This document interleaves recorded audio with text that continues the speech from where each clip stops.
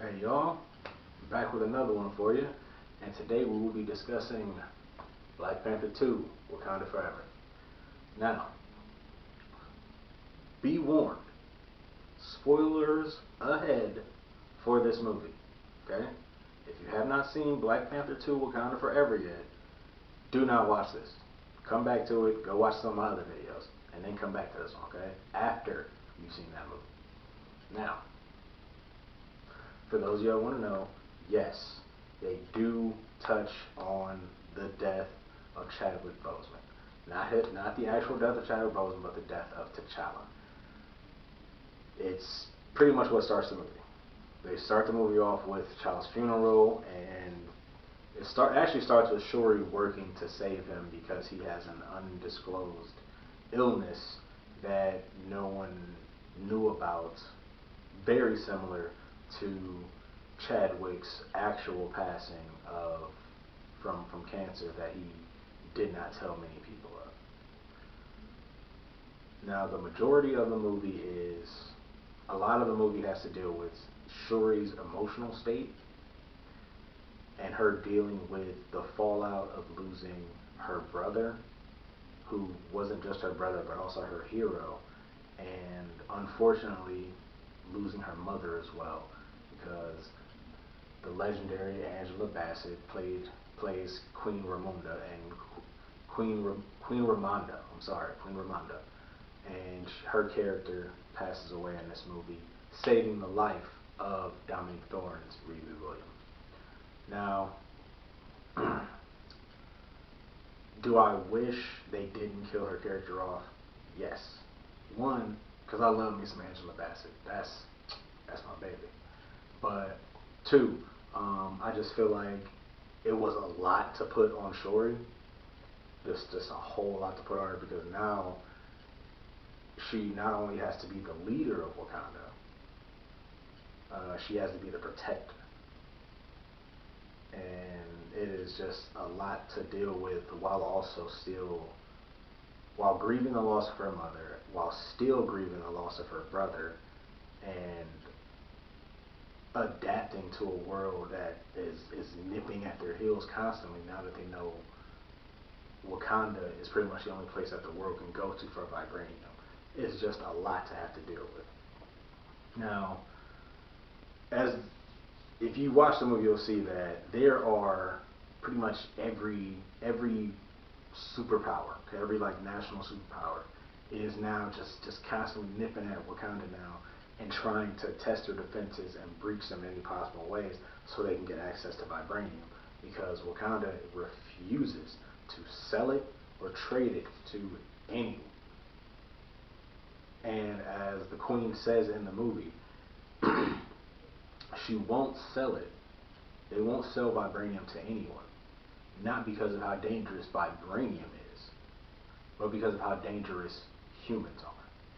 Because how dangerous people are. Okay? Now she may, because, you may try to do right, like, hey, this vibranium could help change the world. But all it takes is a little bit, okay? All it takes is a little bit to possibly make one of the world's most destructive weapons. They say that the road to hell is paved with good intentions, and you might have had all the best intentions at heart, but it ended up leading to World War III possibly. So they avoid that by completely shutting off the exportation of vibranium. Now, Namor and his people, turns out, found them in a whole bunch of vibranium, okay? Straight raw vibranium, straight out the ground, underwater. They built an entire nation around it. Now, Namor, for those of you that don't know, is a mutant. Now, Namor being a mutant in the MCU, I have no problem with it, because he is a mutant in the comics. That is a real thing. He is a mutant. He's got the pointy ears, got wings on his feet. I don't understand. Now, there's this herb very similar to the heart-shaped herb from Wakanda that changed Namor's people, made them blue, made it so they can breathe underwater, but they can't breathe pure oxygen. They can't breathe regular oxygen anymore like we do above the ocean. So all of his people are all blue, kind of like they got gills and stuff. They're somewhat fish-like. Namor, on the other hand, is still, you know, brown skin. He looks like a person of Latin descent, and he doesn't have gills. He can breathe. He can breathe air from the water like his people can, but he can also just breathe it normally like we do. And they explain that he was a mutant because of the herb, but it doesn't make any sense because the herb made all of his people blue, gave them gills, and they can only breathe water. Now his mother took it while she was pregnant with him, and I guess she was the only one that did that, and for some reason it made him have the pointy ears, which they just said he has ears that point towards the sky, and they gave him the wings on his ankles, which allow him to fly. The wings are only this big, like a piece, so they really shouldn't be able to carry a grown man anyway. But, you know, hey, it's the same thing with bumblebees. Their wings shouldn't be able to carry them, but they do somehow, so we're going to let that go. The ears, never talked about that, and the fact that he's not blue. He just looks like a normal, you know, guy of Latin descent. So, no idea why he's not blue, but I guess they wanted to make him, you know, look as close to the character from the comics as possible. Understandable. But if they were going to do that, they easily could have just not made the rest of his people blue. I don't get it. I also don't understand why they, instead of just saying he's from Talokan, him and his people are from Talokan, instead of just saying they're from Atlantis, the same way Namor always is, the king of Atlantis. And he even said, you know, his Namor is, you know, his constant battle cry of Imperius Rex. They even had him say that once, which didn't make a lot of sense.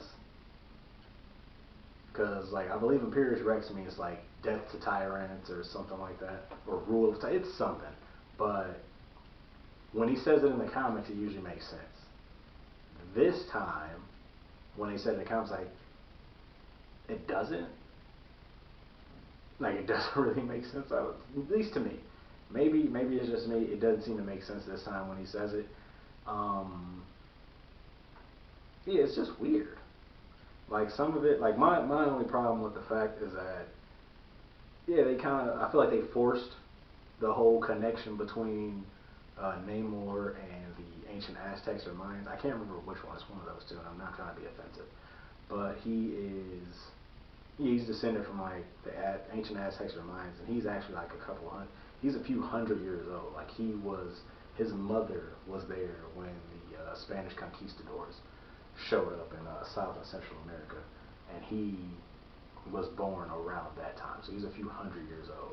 Now, I don't have a problem with characters that are hundreds of years old, because I'm hoping that ends up leading to, like, hey, he's been around, and with the reveal that Hugh Jackman will be back as Wolverine in Deadpool 3, which will be a part of the MCU, I'm hoping that there will be more connections made, like, hey, Wolverine is a couple hundred years old, this guy's a couple hundred years old, and they actually met each other before, they dealt each other before, they fought before, whatever it may be.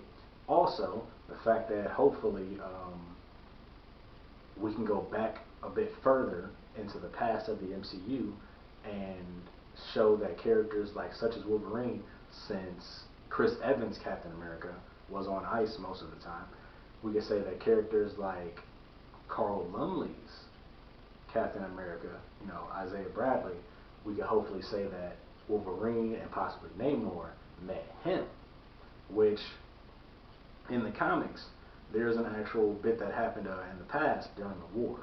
I believe it was during either World War I or World War II, where Captain America, Wolverine, and Namor worked together.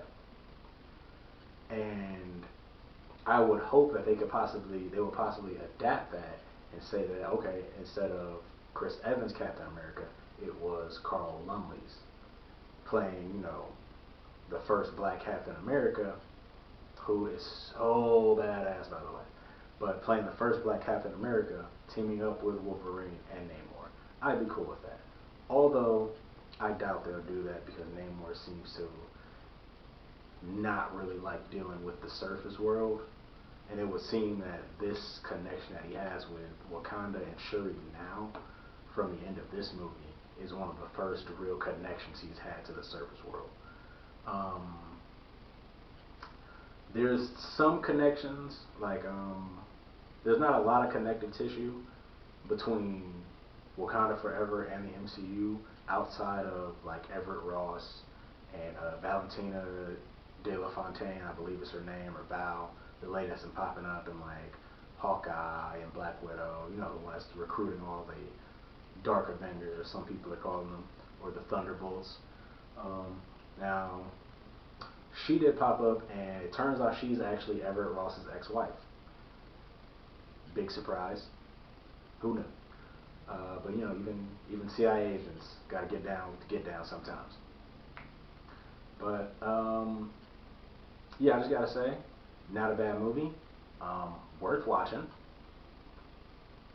Ryan Coogler, you did your thing. That's about it for me. I feel like I'm rambling, so I'm just gonna call it right here. You guys, you know, have a good one.